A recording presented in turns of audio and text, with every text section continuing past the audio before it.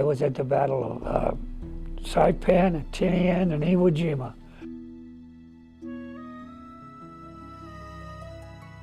Well, I was with the artillery, which is, you know, in defense. The infantry regiments do all the moving up in the battles and stuff like that, and we protect them with our artillery. We try to cut a path for them so that they can get in there, or if they're being attacked, we try to drive the enemy away with the artillery.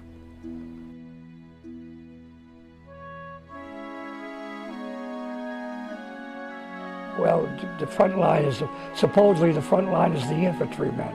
They lead the battle, and it's up to us to try to protect them as best we can with our artillery.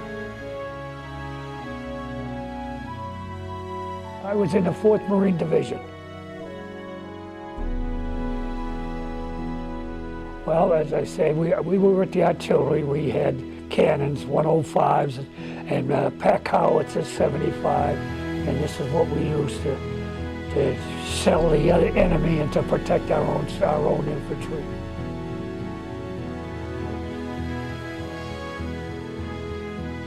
Well, it wasn't exactly housing. We just used to dig a hole, in what we call the foxhole, and that's where we lived as we moved on and so forth.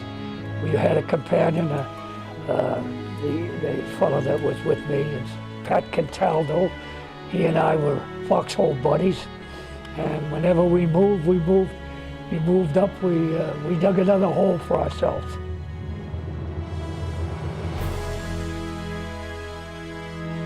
In the division, the overall division is about 17,000 men.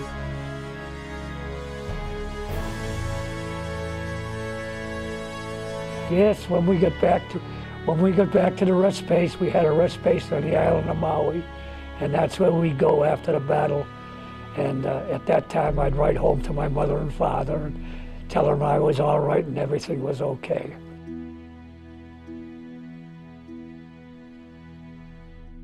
How old was I? Oh, I was 18, 19, 20. I was 18 when I went in. What's on my hat? Well, these are it shows the different medals that were awarded to the 4th Marine Division, and it shows the battles, the number of the stars for the number of the battles that we were in and so forth, and they also show that the few medals that we had that they gave us.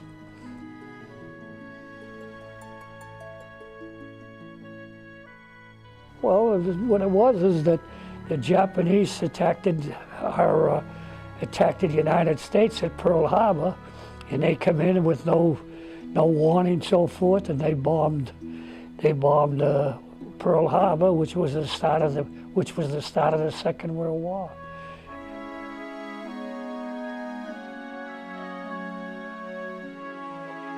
Well, I tell you, it's a very scary situation in the beginning, and then eventually, after you've been in the battle for a while, you start to get a little more used to it, and eventually you get to the point where you know what's going to happen, you know, and you can prepare yourself for it and so forth, you know.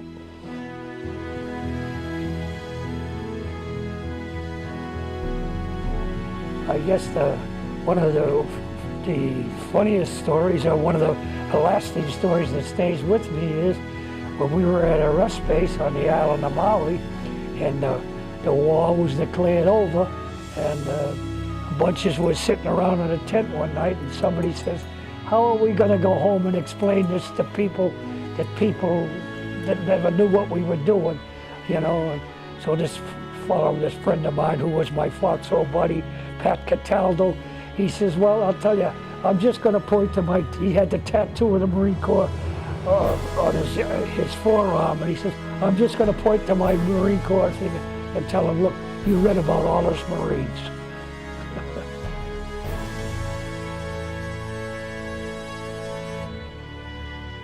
Well, usually what happened is the Navy would come in ahead of us, a few days ahead of us, and the battleships and the big cruisers and stuff, they'd start shelling the island for a few days before the landing come. And then, of course, we were on LSTs that had the ducks, the ducks that we went ashore on, and they would try to soften up the beach so that we could get in there and make at least start to get a foothold in the island, so that we could then continue on in and try to capture over the island.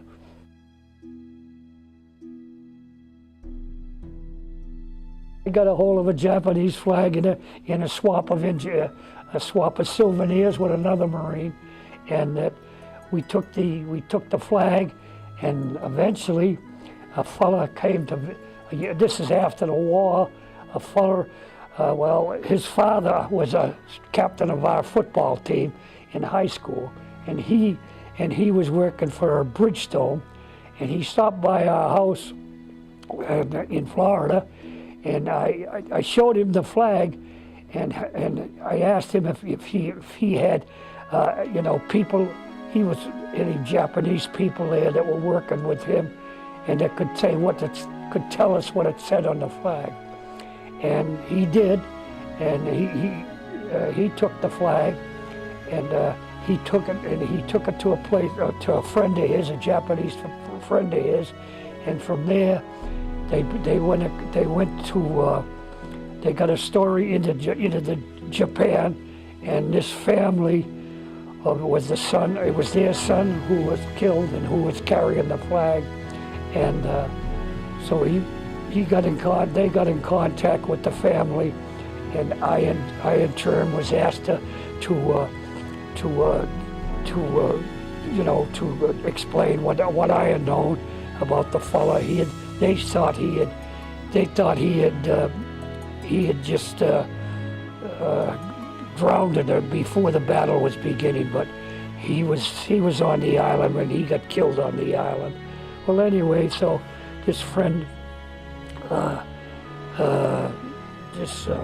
Amandalea Jr., he took the flag, and he got to some Japanese friends of his, and they read what it was on the flag, and eventually it had the family's name on there and so forth.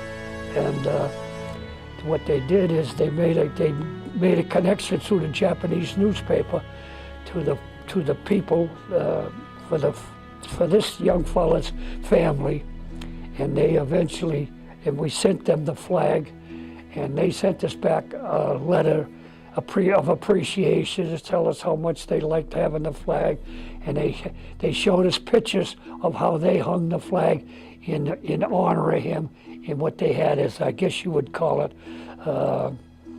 it would be like an altar that they had set up for him after his death, and so they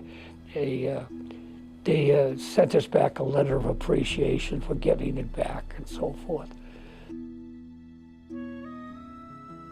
Ammunition up to the gun placements, and then this particular day, I had taken him down to the airfield, and we could get him a big gallons of water so to keep him going.